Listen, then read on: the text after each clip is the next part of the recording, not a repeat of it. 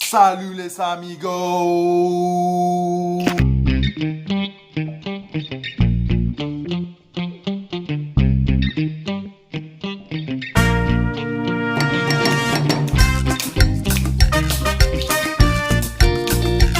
Et que je suis content de vous rencontrer de nouveau mes amigos.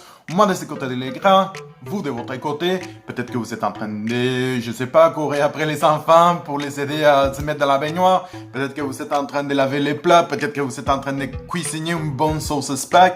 Qu'entre vous et moi, on va parler un petit peu de ça. Pour moi, la sauce spag, honnêtement, c'est une chili con carne rustique. Ok, la seule chose qui manque, c'est l'origan et peut-être les épices et les haricots, bien sûr. C'est tout.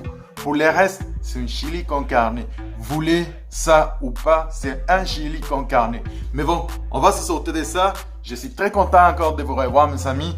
Et c'est pour cela que je vous fais cette vidéo, justement, pour vous partager de certaines informations, pour vous commenter des choses que j'ai vues dans l'internet qui sont relevantes pour vous. Alors, je vais vous faire savoir tout de suite et on va commencer avec l'information. Ça vous va?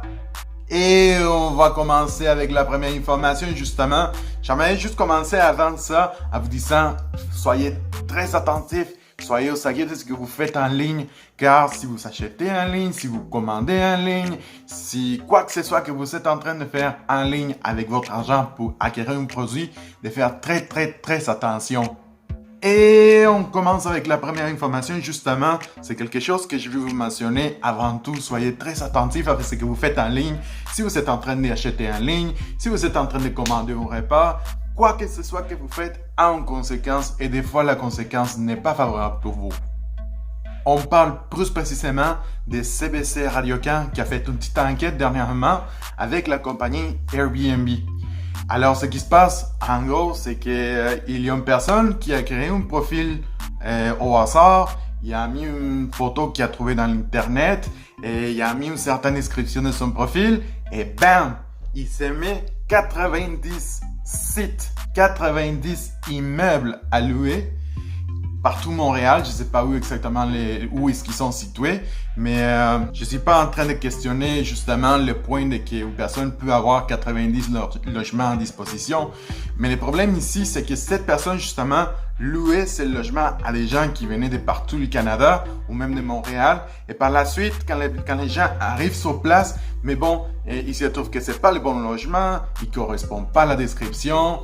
Il y a eu des situations, je pense même avec des punaises de lit. Et puis, tout ça, ça cause une ennui pour la personne parce que justement, tu t'attends à quelque chose, tu l'as pas, tu as payé très cher pour et tu comptes te loger tout de suite parce que tu dois travailler, tu dois bouger, tu dois aller à l'hôpital pour voir ta mère qui est malade, tu dois aller au funérailles de telle personne que t'aimes, qui habite à Montréal, et bam, tu te pognes avec ça. Alors, l'investigation se traite de ça, justement, c'est quelque chose de très sérieux qu'il faut faire attention. Moi-même, j'ai vécu une expérience avec Airbnb très mauvaise.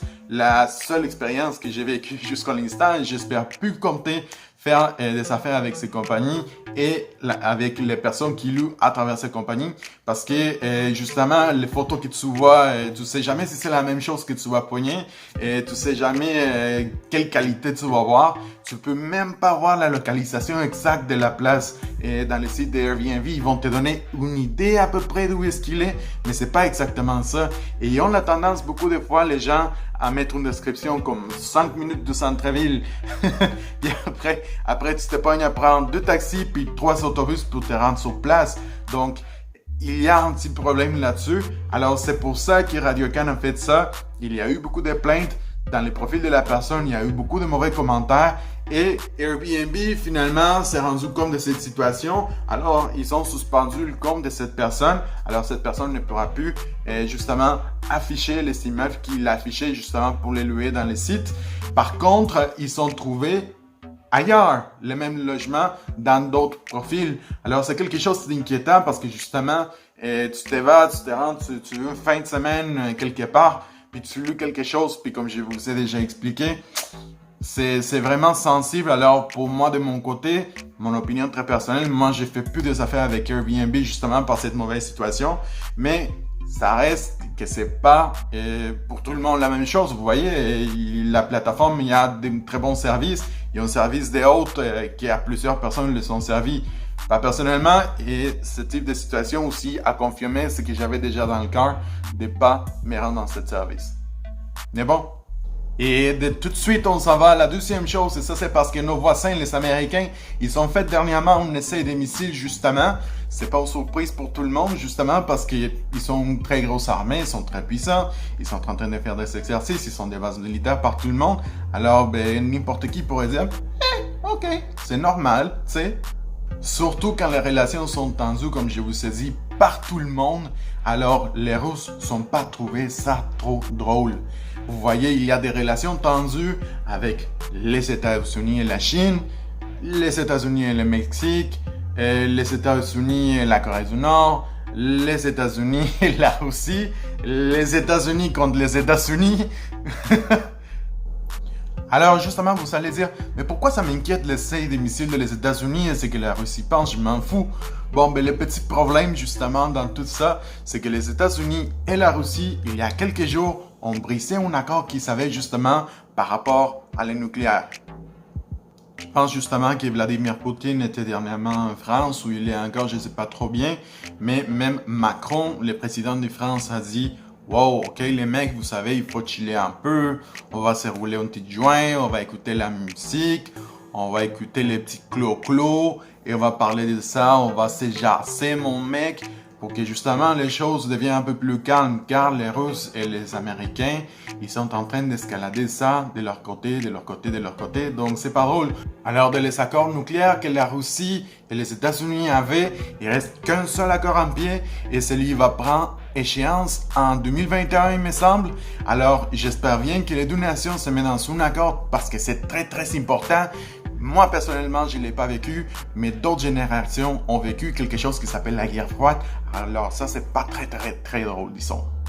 Moi, personnellement, je suis déjà en train de checker mes publics sacs, en train de sortir les bons deals que je peux piger là-dedans, pour justement me faire ma petite épicerie avec des canettes et tout ça, parce qu'on sait jamais, hein. J'ai même la petite bouffe pour mes chiens, je vais préparer tout. Et même les petits papiers de public-sac, je vais les garder pour me faire un petit feu, car vous savez, l'hiver nucléaire, tout ça. Non, je plaisante. Mais bon, dans le côté sérieux de la situation, dans tout ça, c'est ni les États-Unis ni la Russie qui vont perdre, mais toute l'humanité. Parce que une bombe qui soit détonée là-bas ou ici a des répercussions pour tout le monde, ok? Rappelons-nous de Tchernobyl, rappelons-nous de Hiroshima, de Nagasaki, etc., etc. Alors j'espère que ça règle avec de bons termes et que tout le monde soit chill. Et on s'en va tout de suite avec la numéro 3 et on va encore plus loin, on s'en va un peu plus dans le sud du continent. Vous savez, où il fait chaud toute l'année, où il n'y a pas d'hiver, où il y a un gros soleil, dans la terre de Cachaça, dans la terre de Feijoada, dans la terre de la Samba, dans la terre où la cachaça est inventée, où il y a le Christ Rédempteur. Et justement, je parle du Brésil parce que ce matin, ça a l'air qu'il y a eu une grosse situation avec une prise d'otage de 31-37 personnes. Et pour ce qu'on a entendu dans les nouvelles, justement, c'est quelque chose de très sérieux car c'est 37 personnes qui ont été prises en otage dans un autobus à Rio de Janeiro. Et la situation est sous contrôle maintenant. Et la personne qui avait pris en otage à toutes ces personnes dans l'autobus est décédée. Et les forces de l'ordre du Brésil ont décidé que c'est la seule façon de contrôler à cette personne. Et pound, tu tombes mon mec. Alors, les personnes ont été sécurisées. Il n'y a pas de grandes nouvelles après ça. Il n'y a pas eu une mise à jour. On ne connaît pas encore les motivations de la personne, justement pourquoi qui a fait ça. Mais c'est sûrement parce qu'il y avait quelque chose qui l'affligeait. Moi, je n'irais pas prendre un autobus ici à Montréal juste de même. Tu dois vraiment avoir une situation dans ton cerveau qui t'a mené à faire ça. Et il y a eu une situation dans ta vie, il y a eu une situation ailleurs qui t'a affecté tellement que tu sentais que faire ça, c'était une solution. Je sais pas, j'ignore totalement la situation et il y aura plus de nouvelles dans la semaine justement de ça. Mais je suis très content de que tout est sous contrôle. Un gros câlin à mes amis brésiliens, justement, j'espère que toutes ces familles sont correctes. Et puis, c'est vraiment surprenant la façon dans laquelle ils ont agi super vite, les policiers. Et moi, la seule chose que j'ai regardé de tout ça, c'est que la personne, malgré qu'il a pris en otage les morts, n'ait pas eu le goût ou le plaisir de mettre les pieds sur une prison brésilienne. Parce que si vous connaissez pas de quoi je parle, alors vous savez seulement qu'aller sur YouTube et regarder un petit documentaire de les prisons en Amérique latine et vous allez comprendre pourquoi j'ai dit tout ça. Et comme ça, mes amis, on va passer à la dernière note. Et celle-là est encore plus loin que le Brésil, car celle-là se développe dans l'espace. Et oui, mes amis, parce que mes chums de la NASA, ils sont en train de surveiller des proches d'un astéroïde qui va frôler la Terre dans le 2029. Oui, vous l'entendez bien, ok? Celui-là, il est supposé de passer à 30 000 km de distance de la Terre, ok? Il va passer parmi les satellites de télécommunications. Si vous n'avez pas une idée justement de c'est combien 30 000 km de distance, si on parle d'escale univers, on va passer à l'escale humaine. 30 000 km en escale humaine, disons que c'est la distance entre toi et ton dépanneur quand tu vas acheter ton 649. Tu me comprends mieux? C'est si proche que ça, ok? La NASA pense qu'il va frôler la Terre justement, c'est pour cela qu'il suit des proches, mais une minime modification dans la route pourrait faire qu'il nous cogne à la porte. Et pour ceux qui ne sont pas familiers avec le terme Apophis, Apophis c'est le nom d'un ancien dieu égyptien justement qui s'appelle Dieu du chaos. Sérieux NASA, qui met un fucking nom comme ça, un astéroïde? Je sais pas qui choisit le nom des astéroïdes dans la NASA, mais pourquoi vous n'avez pas choisi quelque chose de plus amical, comme Miguel ou Jean-François, l'astéroïde Jean-François qui va frôler la Terre? Ça sonne plus doux, non? Ou quelque chose même plus de con. Pourquoi vous n'avez pas mis l'astéroïde Justin Trudeau? Au moins comme ça, tout le monde serait en train de rire de ça. Ok, mes amis. Je vous rassure, j'ai étudié un peu d'astronomie, alors j'ai déjà fait une stratégie justement contre l'échec. Et pour que l'astéroïde, justement, il frappe pas la Terre s'il va le frapper. Alors, mon plan, écoutez bien, c'est de recruter des gens qui travaillent dans l'extraction et perforation du pétrole pour avoir une super belle formation dans la NASA de 12 heures et les amener avec des vrais astronautes dans l'espace pour qu'ils atterrissent dans l'astéroïde, ok? Écoutez ça, ça s'en vient le mieux, ok? C'est jamais vu ce que je vais faire. Ils vont perforer l'astéroïde, ok? Et ils vont implanter une petite bombe nucléaire pour pouf, l'écraser en moitié. Et comme ça, l'astéroïde, il va se faire en deux, il va frôler la Terre et il disparaîtra dans l'univers pour jamais. Qu'est-ce que vous en pensez? Merci beaucoup d'avoir regardé la vidéo, mes amis. Et si vous êtes curieux de les notes que je viens de vous donner, alors je vous laisse ici en bas la description de cet article, justement, et vous pouvez lire le tout en détail. Merci beaucoup de m'avoir donné ce temps. Merci beaucoup d'avoir resté avec moi. Je vous adore et j'espère vous revoir dans une autre occasion. Je vous envoie des bisous. Au revoir. Et pour ceux qui ne sont pas familiers avec le terme Apophis,